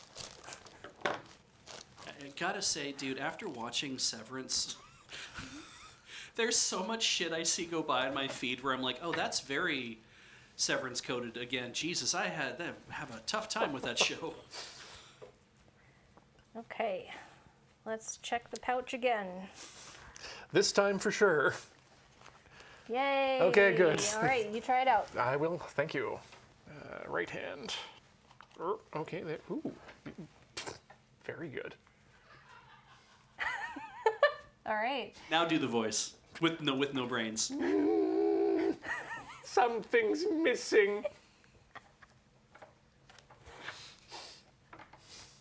Ah, Okay. put me under, coach. All right. Head empty, no thoughts. Can we open the bag? Yes, we can open the bag. You want scissors? Ooh, there's a little hole here that I'm just going to extend. Yes, right along the ridge. Okay. Okay, so how do we want to do So this? we're gonna take a handful Okay. and break it up a little bit. Ah, And just put it inside in chunks I wasn't- until it is as full as we want it to be. appropriately plump.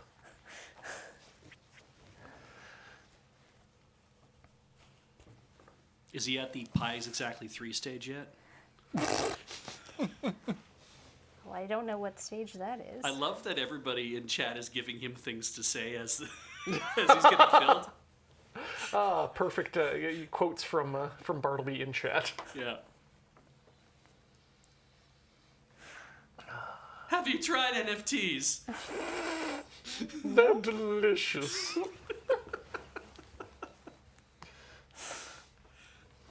More brains.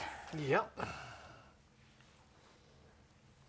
Non-fudgeable tamales. I should buy a boat.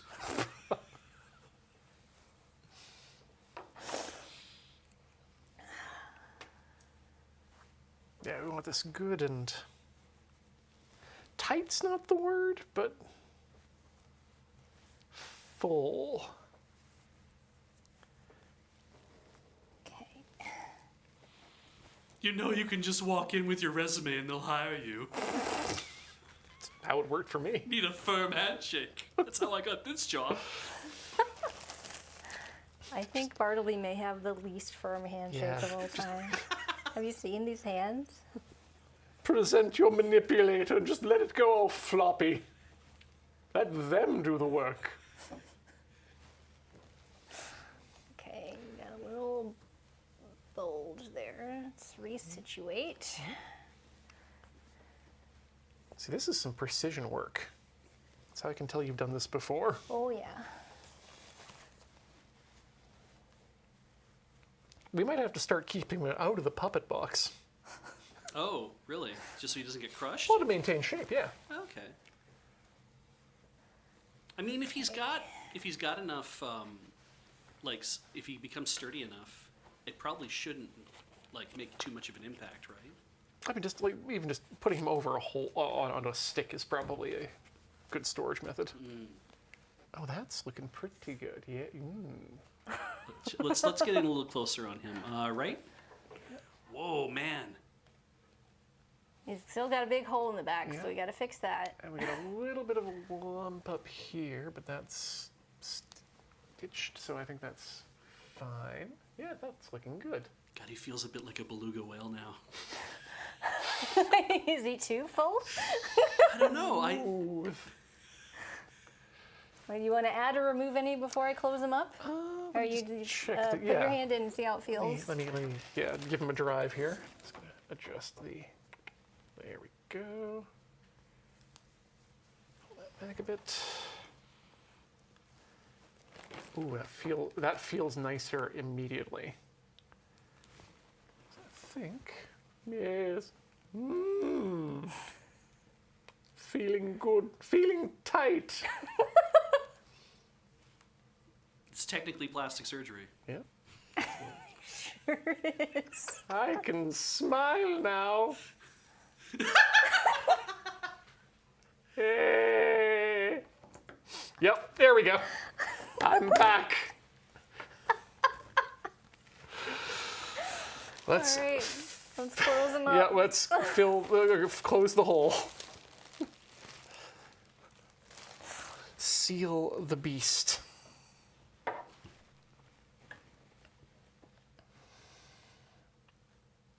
Yeah, that should be enough. That he'll remain plump. We can adjust him up, fluff him if need be, on days when he's feeling a little bit flat. It tends to also clump together a little tighter over time, right? If you smash it. Yeah. So that's why I'm saying avoid the Just drawer. he gets to be on top of the puppets. Yeah, there we go. Yeah. Pistachio won't have a problem with that.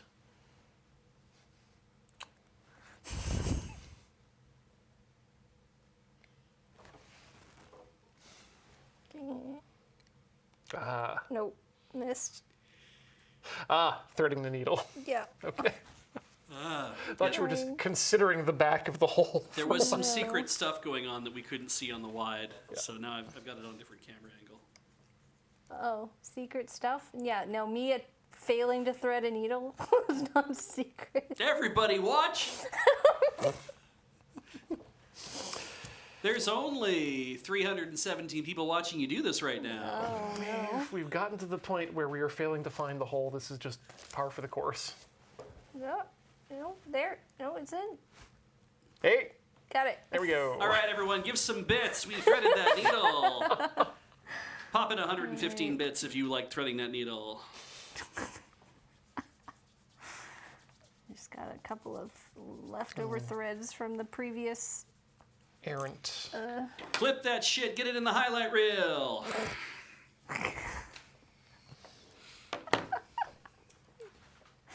I'm so mean. Holy shit. I should settle down. I'm gonna do the ladder stitch here. Start all the way at the bottom. Ah, using the open source name for it, I see. Yes. This is again the Henson stitch if you're not caught up. You definitely do bring a different energy to the stream beach than Paul, but I would not say it is a detriment. Oh, you can see the markings where you Oh, yeah. cut out the pattern. I bet that was Sharpie again then as well. Sure looks like it.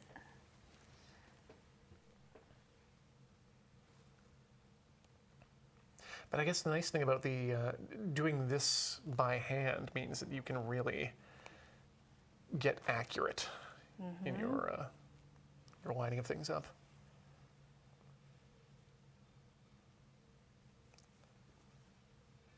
The only thing I worry about is this seam might look better than all his other seams. You know Then what will you do? No scars. That's We'll film him from the back. He'd prefer it anyway. yeah. I mean, he's got no eyes. I prefer back shots, please.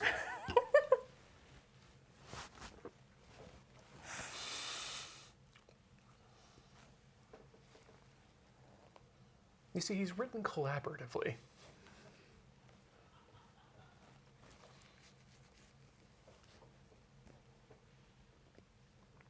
Lysander Salamander says, "Oh, for some reason I thought Bartleby was a puppet that was turned inside out and not a completely new puppet." That's wonderful. What if that was lore? He was just some other puppet that was turned inside out. You ever wonder what happened to Grover?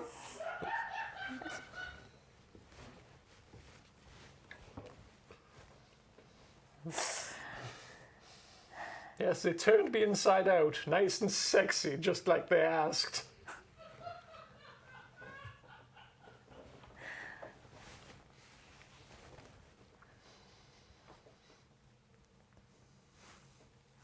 Can we line Bartleby with blue? Perhaps, you know what? If we do end up remaking him, I think I have to now. Get some blue fun for. We can claim he's like Grover's uncle, who you don't see anymore. There we go. Yeah.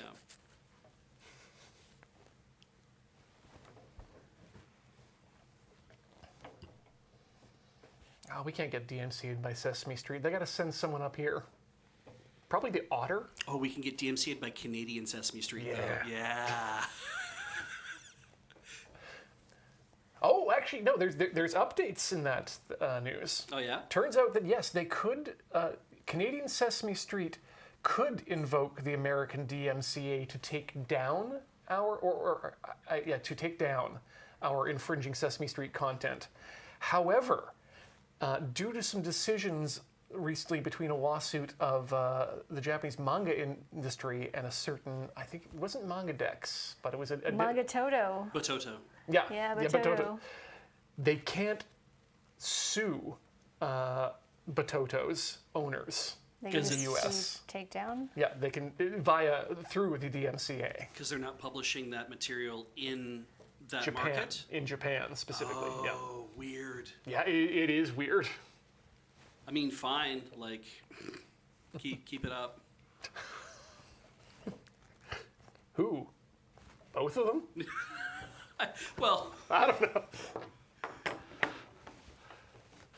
Look, there are lawyers on both sides. yeah. And everyone's getting paid. Yes.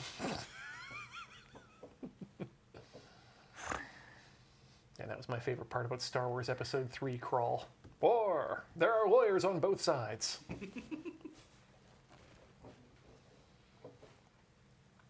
I love using manga decks, and the other day I was just thinking to myself that it's like, man, it's kind of, they should be allowed to keep doing this since it's their hobby. And I was like, wait, no, hang on. Roll back. There are a number of people who do hobby translations there, though. Yeah, but it was also that thought of where I'm like, just because it's your hobby, like you can have illegal hobbies. And I was like, yeah, it's still. I mean, they should be allowed to do it because they clearly have fun doing it, and I like reading manga for free. But I like getting anything for free. But I was kind of like, yeah, I'm not entitled to this, and also, you can. Just saying, it's like, oh, I want to go shoot like endangered animals. I'm not hurting anybody. It's like, I don't know, man. Like maybe that's illegal, and maybe you shouldn't be allowed to do it. And I was like, I need to analyze some shit at 3 a.m. while I'm reading my manga for some reason. I think it's fine for the ones that there's not official translations for. Yeah. Like if there's actually no legal way to read it.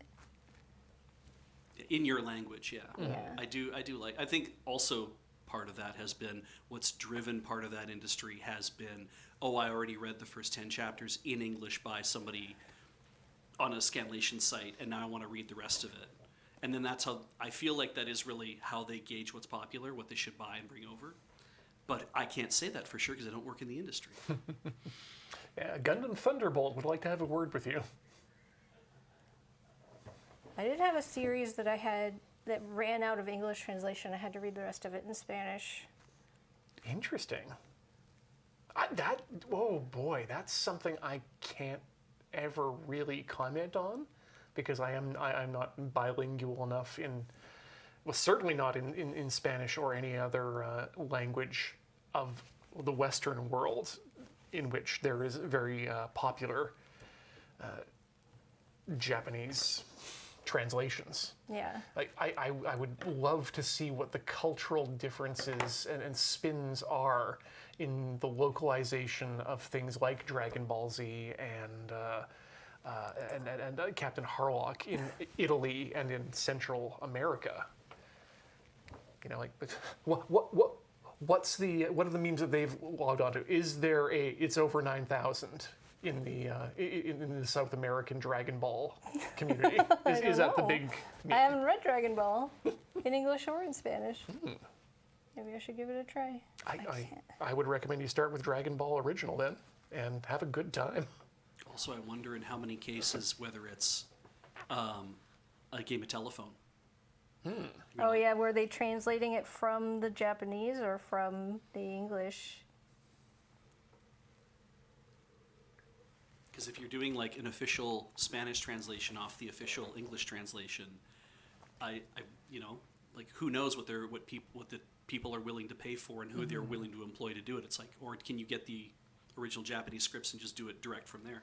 And I imagine there's probably like the translators are like, dude, I would rather translate off of the original and not be like 2 or 3 steps removed. You know what? I Yeah. think they would probably have to translate off the original Japanese because otherwise you'd end up having to license both the American translation and the Japanese work before you're even allowed to. Well, not if they didn't tell anybody. There's that. Yeah. Or also, if it's the same company that's publishing the English translation and also the French and Spanish and Italian translations, then it's like, we already have that, but then why wouldn't you just share the Japanese one that you already have because you're the same company? Anyway, Yeah, I think it just depends on what your translators know. that's fair, yeah. Also, most of the time, I usually think that it's like, oh, we're probably getting a translation from the French into English or from the... Because, yeah, there's no way anyone's... Potentially. Yeah, exactly.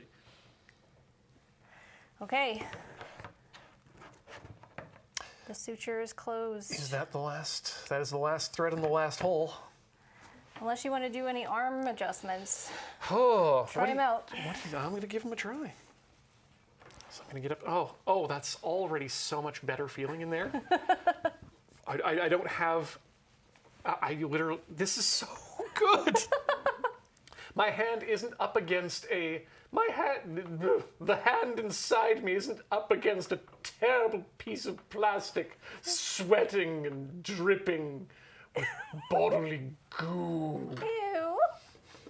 The goo should remain on the outside. So if we did remake him, we'd have to use like a fast wicking fabric or something for his inside sock so that if you did sweat inside, it would like dry out quickly. Perhaps, or something maybe removable. A wool blend. Yeah. Breathable. Yeah, I mean, you can like Velcro it in, so you can take it out and wash it. But in the meantime, this is a very, very comfortable head. You're really in my head, man. Anyway. Fix my arm. Okay. 2 hours. That's such a great. You nailed it, guys. Yeah. Great job, Angel. So how much time do you think it would take to Oh, that's gonna take stitch? like 5 minutes. Great. Then we're going to stitch up Bartleby's reverse armpit and call that a show. Would you just like to take care of that while I send us out then? Yeah, you want Great. to cut this little thread off? It's Yeah. been bothering me all Oh, night. please. I will. Oh, wow. It's like a fingernail. All right, let's get that out of there. Get in close. Boop. Nope. Come on. It might take me longer to thread the needle than it will be to sew this seam. Well, I mean, if I keep messing up this this trim job, we'll all... Oh, right, I don't need to thread the needle. I just have extra thread. Great. All right. All right, there we are. Sew up this arm. And while we're getting that in there, I want to say thank you so much, everyone, for hanging out with us as we did some real intricate hand stitching. I certainly learned a lot here about the Henson stitch and methods of keeping polyfill out of my hands. I want to say thank you so much, Angel, for coming on and hanging out with us as we, well, not just hanging out with us, but literally doing the entire thing. You're welcome. While we've got you, if people would like to find you on the internet that's not here, where can people find you? I am AVJ Amethyst on Twitch and YouTube, where I paint portraits of pets. I haven't done one in a while, but I promise I will get back to doing it. The YouTube channel has time lapses of the pet paintings, and on Twitch I just paint them live, so it's much slower. Perfect. Consume at the speed which is appropriate to you. Yes. I want to say once again thank you to all of you for watching, and for those of you who are subscribing over at patreon.com/loadingreadyrun. That's the premier method of giving money to members of Loading Ready Run collectively. You can find other ways to do so, should you want to. Don't forget to check out youtube.com/loadingreadyrun to links to our panoply of other YouTube channels. You can become a member there. And we want to thank those of you who are watching live and supporting the channel via your subs and bits. All of your support is greatly appreciated, whether it's monetary, telling your friends, or just sitting, watching, and having us on a second screen. Whatever you choose to do, we greatly appreciate your support. So yeah. Oh, wow. Perfect timing. So once again, from myself, from Angel, and from Beej in the booth. Go to store.loadingreadyrun.com. Store.loadingreadyrun.com. We want to say thank you so much for watching, and as we say every time, ever forward, never... that's incorrect, correct? Ever forward, learning out of spite. Good night.